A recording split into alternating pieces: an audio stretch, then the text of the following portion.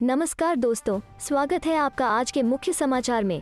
सबसे पहली बड़ी खबर में आपको बताएंगे, लखीमपुर हिंसा पर कल राष्ट्रपति से मिलेंगे राहुल गांधी, कांग्रेस डेलीगेशन भी रहेगा साथ। इसी के साथ दूसरी बड़ी खबर में जिक्र होगा कि श्रद्धांजलि सभा में शामिल हुई प्रियंका गांधी, किसान नेता राकेश टिकैत भी अंतिम अरदास में पहुंचे।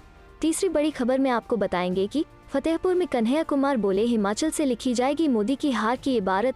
दोस्तों, हर एक खबर की गहराई में आपको ले जाएंगे, लेकिन उससे पहले अगर आपको भी ऐसा लगता है कि भाजपा की उल्टी गिनती शुरू हो चुकी है, तो आप अभी इस वीडियो को लाइक कीजिए और इस लाल बटन को दबाकर चैनल को सब्सक्राइब करके घंटी बजाइए और कमेंट में लिखे जय हिंद। लखीमपुर हिंसा पर कल राष्ट्रपति से मिलेंगे राहुल गांधी, कांग्रेस डेलीगेशन भी रहेगा साथ।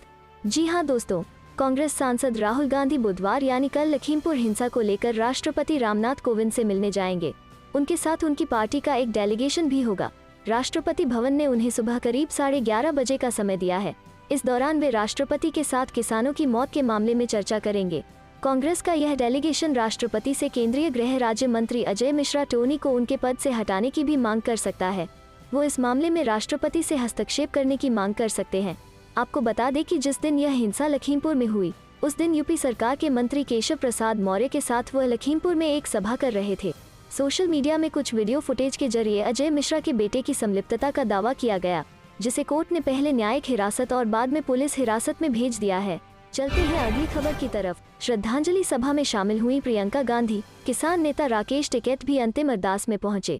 जी हाँ दोस्तों, कांग्रेस महासचिव प्रियंका गांधी वारा लखीमपुर खीरी के तिकुनिया पहुंच गई है। प्रियंका गांधी किसानों की आत्मा की शांति के लिए अंतिम अरदास कार्यक्रम में शामिल हो गई है। प्रियंका गांधी के साथ प्रदेश अध्यक्ष अजय लल्लू भी हैं।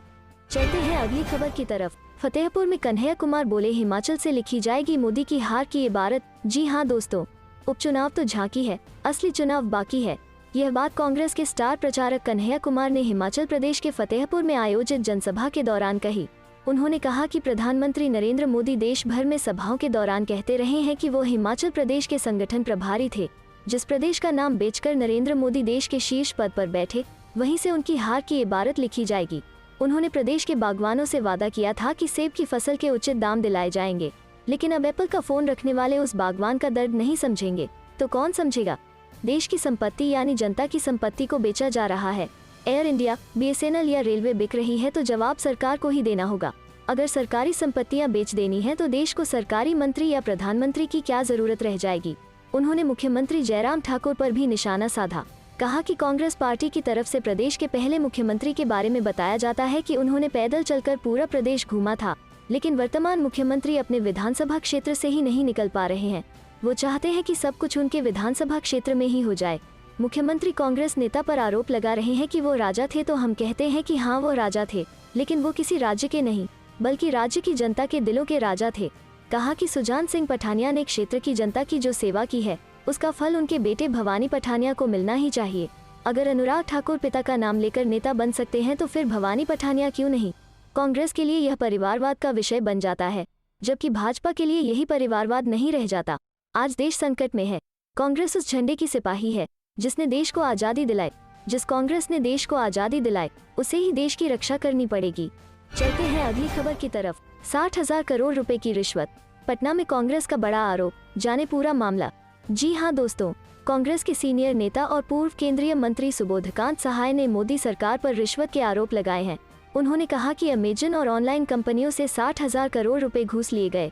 पूर्व केंद्रीय मंत्री सुबोधकांत सहाय ने कहा कि केंद्र सरकार ने अमेजन के हिसाब से ऑनलाइन बाजार बनाने के लिए 60,000 करोड़ रुपए लिए हैं। वरिष्ठ कांग्रेस नेता सुबोधकांत सहाय ने पटना में आरोप लगाए हैं। उन्होंने कहा कि अमेजन और 6 दूसरी कंपनियों ने मिलकर अपने हित में कानून बनाने के लिए यह रकम रिश्वत के रूप में दी। सुबोधकांत सहाय के मुताबिक कंपनियों ने ये बात स्वीकार भी की है। उन्होंने कहा, यही वो सरकार है जो यूपीए सरकार के वक्त 45% प्रत्यक्ष विदेशी निवेश पर गला फाड़ती थी, आज इसे बढ़ाकर 100% कर दिया है। गलत नीतियों की वजह से देश में बेरोजगारों की संख्या और 14 करोड़ बढ़ गई है। पूर्व केंद्रीय मंत्री का दावा है कि अमेजन जैसी ऑनलाइन कंपनियों का कारोबार बढ़ने से फेरी वाले और छोटे दुकानदार बर्बाद हो जाएंगे, भूखमरी के शिकार हो जाएंगे। सुबोधकांत सहाय ने कहा कि केंद्र की मोदी सरकार की नई आर्थिक नीति है, खाएंगे, खिलाएंगे और लूट मचाएंगे। चलते हैं अगली खबर की तरफ। धामी सरकार के 100वें दिन बीजेपी को जोर का झटका, अब दलबदल में कांग्रेस ने ली बढ़त। जी हाँ दोस्तों, बीजेपी और कांग्रेस में शह मात का खेल दिलचस्प मोड़ पर आ चुका है। दोनों ही पार्टियां एक दूसरे के दल में सेंध लगाने की होड़ में खुलकर सामने आ चुकी हैं। कौन किस नेता को तोड़कर पार्टी में शामिल कर सकता है? उत्तराखंड की चुनावी राजनीति में फिलहाल जीत का पैमाना यही बन गया है। सूत्रों की माने तो दोनों तरफ से लिस्ट तैयार है, लेकिन कांग्रेस ने बीजेपी को जोर का झटका जिस दिन दिया वो उत्तराखंड सरकार के लिए खास था। इधर पुष्कर सिंह धामी सरकार के 100 दिन पूरे हुए और उधर उसी दिन धामी सरकार के मंत्री यशपाल आर्य और उनके विधायक पुत्र संजीव आर्य कांग्रेस में शामिल हो गए। अब दोनों ही पार्टियां दावे कर रही हैं कि एक दूसरे के नेताओं को तोड़ा जाएगा। 2 निर्दलीय एक कांग्रेस विधायक तोड़कर बीजेपी खुश थी, लेकिन कांग्रेस के एक मंत्री और एक विधायक को तोड़कर गेम पलट दिया। बीजेपी को भनक भी नहीं लगी और धामी सरकार के 100 दिन होने के मौके पर बड़े दलित नेता और कैबिनेट मंत्री ने इस्तीफा देकर कांग्रेस ज्वाइन कर ली। सूत्रों की माने तो बीजेपी के 2 और विधायक कांग्रेस के संपर्क में हैं, जिनमें रायपुर से विधायक उमेश शर्मा काऊ और रुड़की के विधायक प्रदीप बत्रा के नाम चर्चा में है। और खास बात ये कि दोनों नेता पहले कांग्रेस में रह चुके हैं। कांग्रेस का कहना है कि ये जोर का झटका धीरे से है, अभी तो बीजेपी को और झटके लगेंगे। चलते हैं अगली खबर की तरफ। खंडवा के सियासी समर में उतरे जयवर्धन, कहा कांग्रेस एकजुट, बीजेपी के 3 गुट। जी हाँ दोस्तों, मध्य प्रदेश की खंडवा लोकसभा सीट पर होने वाले उपचुनाव में कांग्रेस और बीजेपी के नेता पूरी ताकत लगाते नजर आ रहे हैं। पूर्व मुख्यमंत्री दिग्विजय सिंह के बेटे कांग्रेस विधायक जयवर्धन सिंह भी अब खंडवा में मोर्चा संभाल लिया है। कांग्रेस प्रत्याशी राजनारायण सिंह पुरनी के पक्ष में प्रचार करने पहुंचे जयवर्धन सिंह ने शिवराज सरकार और बीजेपी पर जमकर निशाना साधा। खंडवा लोकसभा उपचुनाव की सरगर्मी के बीच दिग्गजों के दौरे जारी हैं। कमलनाथ सरकार के पूर्व मंत्री और दिग्विजय सिंह के बेटे जयवर्धन सिंह ने खंडवा में कांग्रेस प्रत्याशी ठाकुर राजनारायण सिंह के पक्ष में प्रचार किया। उन्होंने बीजेपी पर निशाना साधते हुए कहा कि कांग्रेस पूरी तरह से एकजुट है, लेकिन भारतीय जनता पार्टी के 3 गुट हो गए हैं। उन्होंने भाजपा के गुटों का नाम बताते हुए कहा कि एक गुट सीएम शिवराज का है, दूसरा गुट महाराज का है, जबकि तीसरा गुट नाराज भाजपा का है, लेकिन कांग्रेस पूरी तरह से एकजुट होकर यह चुनाव लड़ रही है। जयवर्धन सिंह ने सुलेगांव में एक सभा को संबोधित करते हुए कहा कि भारतीय जनता पार्टी के राज में किसानों की आय दोगुनी होने के बजाय आधी हो गई, जबकि लागत दोगुनी हो गई। उन्होंने कहा कि 10 साल पहले केंद्र में मनमोहन सिंह सरकार के समय सोयाबीन के जो भाव थे वही भाव आज भी किसानों को मिल रहे हैं, जबकि इन 10 सालों में लागत दोगुनी हो गई।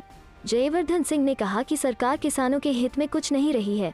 चलते हैं अगली खबर की तरफ। रेल यात्री अलर्ट रहे, 18 अक्टूबर को रेल रोकेंगे किसान, रेलवे ने शुरू की ये तैयारियां। जी हाँ दोस्तों, लखीमपुर खीरी में हुई घटना से आक्रोशित किसान संगठनों ने एक बार फिर अपने आंदोलन को तेज कर दिया है। इस घटना के सिलसिले में हत्या का मुकदमा दर्ज करके यूपी पुलिस ने गृह राज्य मंत्री अजय मिश्रा के बेटे आशीष मिश्रा की गिरफ्तारी भले ही कर ली हो, लेकिन किसान संगठनों ने साफ कर दिया है कि जब तक मंत्री को पद से नहीं हटाया जाएगा या वो खुद इस्तीफा नहीं देंगे, तब तक वे अपने तय कार्यक्रम के मुताबिक आगे बढ़ते रहेंगे। ऐसे में अगले हफ्ते रेल यात्रियों की मुसीबत बढ़ सकती है। संयुक्त किसान मोर्चा ने 18 अक्टूबर को देश भर में सुबह 10 बजे से शाम 4 बजे तक रेल रोको कार्यक्रम आयोजित करने की घोषणा की है। इसके चलते रेल यात्रियों को भारी दिक्कतों का सामना करना पड़ सकता है। खासकर नॉर्दर्न रेलवे के इलाकों में इसका खासा असर देखने को मिल सकता है, जहां शुरू से किसान आंदोलन के चलते रेल यातायात पर काफी असर पड़ता रहा है। इसी के मद्देनजर रेलवे ने अभी से तैयारियां तेज कर दी हैं। उधर किसान संगठनों के नेताओं ने भी साफ कर दिया है कि अभी 1 हफ्ते का समय बाकी है।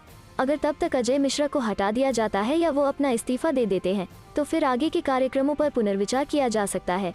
लेकिन अगर वो मंत्री पद पर बने रहे तो फिर तय कार्यक्रम के अनुसार ही आगे बढ़ा जाएगा। किसान आंदोलन के प्रभाव को देखते हुए माना जा रहा है कि अगर 18 तारीख को रेल रोको कार्यक्रम जारी रहा तो फिर दिल्ली से हरियाणा, पंजाब और जम्मू के अलावा यूपी के रूट पर भी यात्री ट्रेनों के परिचालन पर खासा असर पड़ सकता है। चूँकि 18 तारीख को सोमवार है, जो कि एक वर्किंग डे होगा, ऐसे में ट्रेन से आवाजाही करने वालों को अपने यात्रा कार्यक्रमों में कुछ बदलाव करना पड़ सकता है। इसके अलावा दैनिक रेल यात्रियों को भी दिक्कत हो सकती है। चलते हैं अगली खबर की तरफ। अखिलेश ने विजय यात्रा से किया चुनावी शंखनाद, जोश से लबरेज दिखे सपाई। जी हाँ दोस्तों, विजय यात्रा से चुनावी शंखनाद करने के लिए अखिलेश यादव मंगलवार को कानपुर पहुंचे। कानपुर के जाजमऊ में समाजवादी पार्टी के राष्ट्रीय अध्यक्ष अखिलेश यादव के स्वागत के लिए मंगलवार सुबह से ही सपाइयों ने डेरा डाल दिया। वो हाथों में अखिलेश की तस्वीर, गुब्बारे और ढोल लेकर पहुंचे। यहाँ समाजवादी पार्टी की विजय यात्रा के लिए एक बस पहले से तैयार की गई, जिसके पास कार्यकर्ता अखिलेश यादव से मिलने को आगे आने का प्रयास करते रहे। उन्हें पीछे करने में आपस में नोकझोंक, धक्का मुक्की हो गई। जाजमऊ ने चुंगी पर भारी संख्या में सफाई मौजूद है। इस दौरान काफी संख्या में पुलिस बल और अर्धसैनिक बल भी है, जो भीड़ को सड़क से किनारे करने के साथ यातायात को सुचारू ढंग से चलाने का प्रयास कर रहा है। इसके अलावा पार्टी से विधायक इरफान सोलंकी, विधायक अमिताभ वाजपेयी आदि नेता मौजूद रहे। सपा मुखिया अखिलेश यादव की विजय यात्रा जाजमऊ से शुरू होकर 4 जिलों में घूमते हुए कानपुर देहात में समाप्त होगी। 2 दिन में यात्रा करीब 190 किलोमीटर की दूरी तय करेगी। यात्रा कानपुर नगर, कानपुर देहात, जालौन और हमीरपुर में रहेगी। चलते हैं अगली खबर की तरफ। दिल्ली में फिर से और इवन के संकेत। सीएम केजरीवाल बोले हफ्ते में कम से कम एक दिन अपनी गाड़ी ना चलाएं। जी हां दोस्तों, दिल्ली के मुख्यमंत्री अरविंद केजरीवाल ने मंगलवार को दिल्ली वासियों से शहर में प्रदूषण कम करने में मदद की अपील की और कहा कि सप्ताह में कम से कम एक दिन निजी वाहनों का इस्तेमाल ना करें। मुख्यमंत्री के इस बयान से इस बात के संकेत मिल रहे हैं कि राजधानी में फिर और इवन की वापसी हो सकती है। उन्होंने कहा कि आसपास के राज्यों के किसानों के पराली जलाना शुरू करने के कारण दिल्ली में पिछले 3-4 दिनों से वायु प्रदूषण बढ़ने लगा है। केजरीवाल ने कहा, मैं 1 महीने से वायु गुणवत्ता के आंकड़े ट्वीट कर रहा हूँ।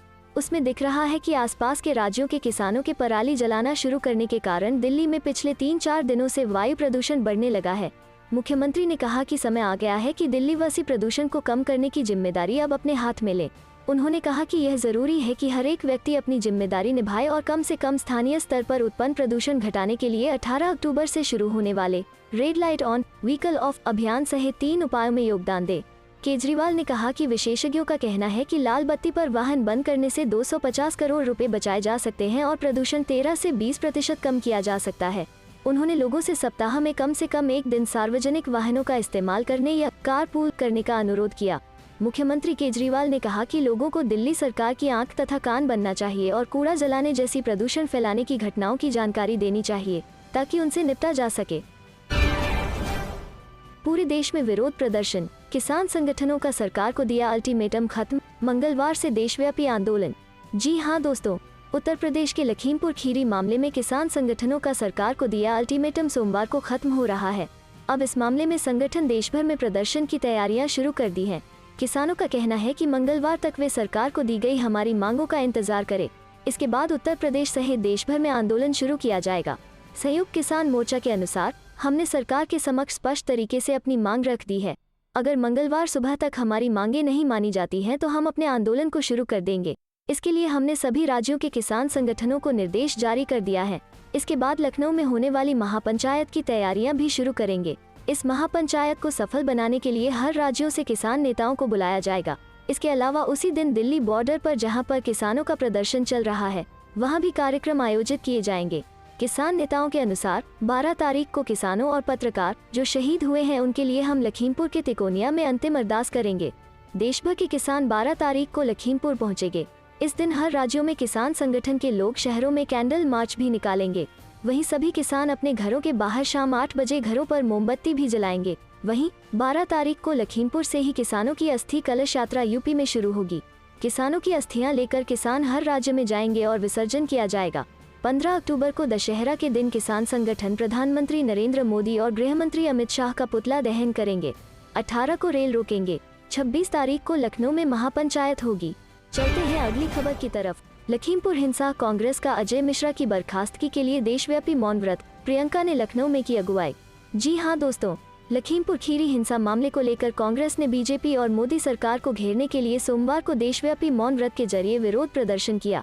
इस दौरान कांग्रेस नेताओं ने विभिन्न राज्यों की राजधानी में मौन व्रत रखकर मुख्य आरोपी आशीष मिश्रा के पिता अजय मिश्रा टेनी को केंद्रीय गृह राज्य मंत्री के पद से बर्खास्त करने की मांग की। उत्तर प्रदेश में खुद कांग्रेस महासचिव प्रियंका गांधी ने मौन व्रत की कमान संभाली। लखीमपुर हिंसा मामले में आरोपियों को जल्द सजा देने और मुख्य आरोपी आशीष मिश्रा के पिता और केंद्रीय गृह राज्य मंत्री अजय मिश्रा को बर्खास्त करने की मांग को लेकर लखनऊ में कांग्रेस नेताओं और कार्यकर्ताओं ने जीपीओ पार्क में महात्मा गांधी की प्रतिमा के नीचे मौन व्रत रखा।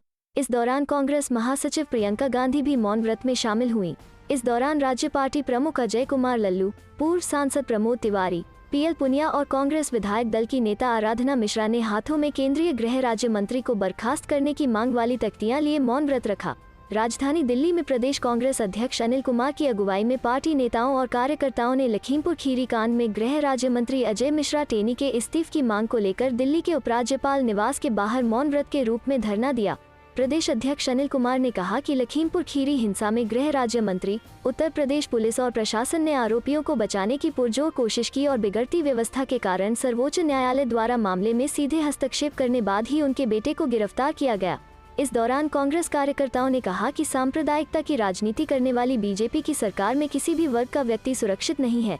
लखीमपुर खीरी कांड के विरोध में हरियाणा में भी कांग्रेस कार्यकर्ताओं ने मौन व्रत रखा। आज कपास भवन के बाहर मौन व्रत में हरियाणा कांग्रेस प्रदेश अध्यक्ष कुमारी सैलजा ने भी हिस्सा लिया। इस दौरान कुमारी सैलजा ने कहा कि देश के किसानों का मुद्दा बहुत बड़ा है। लखीमपुर खीरी कांड में जिन किसान भाइयों और पत्रकार भाई की जान गई है, उनके परिवार पर क्या बीती होगी। लेकिन बीजेपी सरकार की तानाशाही रुकने का नाम नहीं ले रही है। चलते हैं अगली खबर की तरफ। राहुल गांधी का केंद्र पर निशाना, जब तक मंत्री की बर्खास्तगी नहीं तब तक न्याय प्रक्रिया में आती रहेगी बाधा। जी हां दोस्तों, लखीमपुर खीरी की घटना को लेकर विपक्ष लगातार केंद्र सरकार से गृह राज्य मंत्री अजय कुमार मिश्र के इस्तीफे की मांग कर रहा है। मंगलवार को कांग्रेस नेता राहुल गांधी ने इसको लेकर मोदी सरकार पर फिर निशाना साधा। राहुल गांधी ने ट्वीट कर कहा कि जब तक मंत्री की बर्खास्तगी नहीं होगी तब न्याय की प्रक्रिया में बाधा आती रहेगी। राहुल गांधी ने ट्वीट में कहा है, इस मंत्री को बर्खास्त न करके भाजपा न्याय की प्रक्रिया में बाधा डाल रही है। केंद्र सरकार न तो किसानों की परवाह करती है, न ही हत्या के शिकार भाजपा कार्यकर्ताओं की। आपको बता दें, लखीमपुर खीरी की घटना को लेकर एक तरफ देश में सियासत हो रही है तो वहीं दूसरी तरफ मामले में जांच प्रक्रिया आगे बढ़ रही है। सोमवार को केंद्रीय गृह राज्य मंत्री के बेटे और लखीमपुर खीरी घटना के आरोपी आशीष मिश्र को अदालत ने 3 दिन की पुलिस रिमांड पर भेज दिया। पुलिस ने कोर्ट से 14 दिन की पुलिस रिमांड मांगी थी, लेकिन कोर्ट ने आशीष को 12 से 15 अक्टूबर तक ही पुलिस रिमांड में भेजा है। इस कानूनी कार्रवाई के बीच विपक्ष लगातार केंद्रीय मंत्री के इस्तीफे की मांग पर अड़ा है। खासकर कांग्रेस पार्टी इस मांग को लेकर धरना प्रदर्शन तक दे रही है। सोमवार को कांग्रेस महासचिव प्रियंका गांधी ने लखनऊ में मंत्री के इस्तीफे की मांग को लेकर 3 घंटे तक मौन व्रत किया। वहीं जयपुर में भी कांग्रेस नेताओं और कार्यकर्ताओं ने मौन व्रत रखा था, लेकिन मंच पर 3 घंटे तक बातचीत चलती रही। इस दौरान बीजेपी और कांग्रेस के कार्यकर्ता भी आपस में भिड़ गए। चलते हैं अगली खबर की तरफ। विजय रथ यात्रा शुरू करने से पहले पिता के चरणों में पहुंचे सपा अध्यक्ष अखिलेश यादव। जी हां दोस्तों, समाजवादी पार्टी के राष्ट्रीय अध्यक्ष अखिलेश यादव 12 अक्टूबर से विजय रथ यात्रा पर निकल रहे हैं। वो बस से पूरे यूपी की यात्रा करेंगे। इस विजय यात्रा की शुरुआत करने से पहले अखिलेश यादव ने अपने पिता मुलायम सिंह यादव का पैर छूकर आशीर्वाद प्राप्त किया। उत्तर प्रदेश विधानसभा चुनाव तक चरणबद्ध तरीके से चलने वाली यह यात्रा प्रदेश की हर विधानसभा में तहसील कस्बे का भ्रमण करेगी। इस दौरान समाजवादी पार्टी अध्यक्ष अखिलेश यादव की कई जनसभाएं होंगी। चलते हैं अगली खबर की तरफ। उत्तराखंड में फिर बनेगी कांग्रेस की सरकार, पार्टी को एकजुट रहने की जरूरत, सलमान खुर्शीद। जी हां दोस्तों, कांग्रेस नेता सलमान खुर्शीद आज हल्द्वानी दौर पर हैं। उन्होंने कांग्रेस पर भरोसा जताते हुए कहा कि उत्तराखंड में 2022 में कांग्रेस अपना परचम फिर से लहराएगी। साथ ही बीजेपी और आप भी हमला बोला। सलमान ने कांग्रेस पार्टियों को चौकन्ना रहने की हिदायत भी दी। सलमान खुर्शीद ने कहा कि इस समय कांग्रेस कोई ऐसी बात ना करें जिससे कांग्रेस में आपसी मतभेद पैदा हो। कांग्रेस को एक परिवार की तरह एकजुट रहने की आवश्यकता है, जिससे 2022 के विधानसभा चुनाव को एकजुट होकर लड़ा जाए। क्या आम आदमी पार्टी उत्तराखंड के सियासी समीकरण में बदलाव ला सकती है? इस सवाल के जवाब पर कांग्रेस नेता सलमान खुर्शीद ने कहा कि इस समय भारत को विश्व स्तर पर अनेक चुनौतियों का सामना करना है। लिहाजा उत्तराखंड की जनता से यह सवाल है कि क्या ऐसे लोगों को लोकतंत्र में आना चाहिए जो केवल यूनियन बाजी करते हैं या जो अपनी जरूरतों को पूरा करने के लिए राजनीति में आ रहे हैं। सलमान ने कहा कि जनता उस पार्टी का साथ दे जिनको पिछली 3-4 पीढ़ियों से सरकार चलाने का अनुभव हो। चलते हैं अगली खबर की तरफ। भाकी व राजनीतिक के राष्ट्रीय अध्यक्ष राकेश टिकैत बोले, जब तक मंत्री अजय मिश्र टेनी इस्तीफा नहीं देते तब तक जारी रहेगा आंदोलन। जी हां दोस्तों, भारतीय किसान यूनियन राजनीतिक के राष्ट्रीय अध्यक्ष राकेश टिकैत ने कहा कि लखीमपुर कांड में अजय मिश्र टेनी 120B के मुलजिम है। जब तक वो मंत्री पद पर रहेगा तब तक जांच प्रभावित होगी। कहा कि 17 अक्टूबर को महापंचायत के आयोजन की अगर प्रशासन अनुमति नहीं देगा तो भी वो होगी। सोमवार सुबह गाजीपुर बॉर्डर से लखीमपुर खीरी जाते वक्त टिकैत ने हाईवे स्थित जोया टोल प्लाजा व हरियाणा गाँव के सामने कार्यकर्ताओं का हाल जाना। सुबह करीब 10:30 बजे राष्ट्रीय प्रवक्ता जोया टोल प्लाजा पर पहुंचे। यहां धरने पर बैठे कार्यकर्ता उनकी गाड़ी के पास आए और स्वागत किया। इस पर उन्होंने कार्यकर्ताओं को बताया कि वो लखीमपुर खीरी जा रहे हैं। धरना अभी चलता रहेगा, निश्चित ही हम सबकी मेहनत रंग लाएगी। इसके अलावा उन्होंने कार्यकर्ताओं से 17 अक्टूबर को होने वाली महापंचायत की तैयारियों के बारे में जानकारी हासिल की। कहा कि प्रशासन अगर महापंचायत की अनुमति नहीं देगा तो भी उसका आयोजन होगा। सभी कार्यकर्ता एकजुट रहें। 2 मिनट ठहरने के बाद वो यहां से आगे के लिए रवाना हो गए।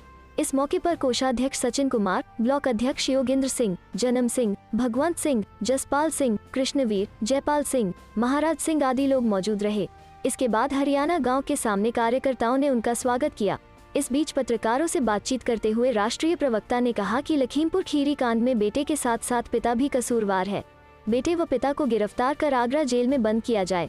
बाप मंत्री है तो पुलिस भी उसके दबाव में है, इसलिए मंत्री पद से इस्तीफा होना चाहिए। अगर नहीं होगा तो आंदोलन जारी रहेगा।